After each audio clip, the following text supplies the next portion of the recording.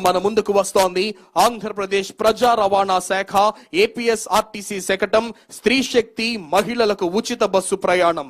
మేనిఫెస్టోలో ఇచ్చిన హామీ మేరకు మహిళాభివృద్ధికి దోహదపడే విధంగా మన చంద్రన్న ప్రభుత్వం రూపొందించిన మరో పథకం స్త్రీ శక్తి.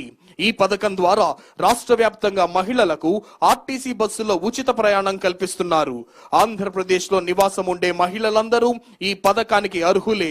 నేటి నుంచి అనగా 15 ఆగస్టు 2025 నుంచి రాష్ట్ర వ్యాప్తంగా ఈ పథకం అమలులోకి రానుంది. ఏపీఎస్ఆర్టీసీకి మొత్తం 11,449 బస్సులు ఉన్నాయి.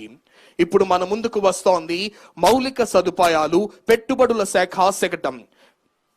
స్వర్ణాంధ్ర విషన్ 2047లో భాగంగా ఆంధ్రప్రదేశ్ రాష్ట్రం logistics hub of the east గా తన స్థానాన్ని సుస్థిరం చేసుకుంటూ దీని ద్వారా $2.4 ట్రిలియన్ ఆర్థిక వ్యవస్థను సాధించడం లక్ష్యంగా పెట్టుకుంది.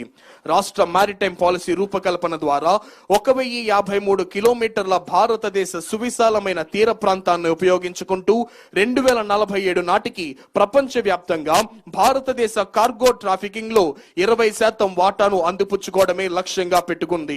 తదనుగుణంగా రామాయపట్నం, మచిలీపట్నం, ములాపేటలో గ్రీన్ ఫీల్డ్ పోర్ట్లు మరియు 2 దశల్లో 9 ఫిషింగ్ హార్బర్లతో సహా ప్రతి 50 కిలోమీటర్లకు ఒక port, fishing harbour, fish landing సెంటర్లను అభివృద్ధి చేస్తోంది రాష్ట్ర ప్రభుత్వం. ఇప్పుడు మన ముందుకు వస్తోంది ఆరోగ్య కుటుంబ సంక్షేమ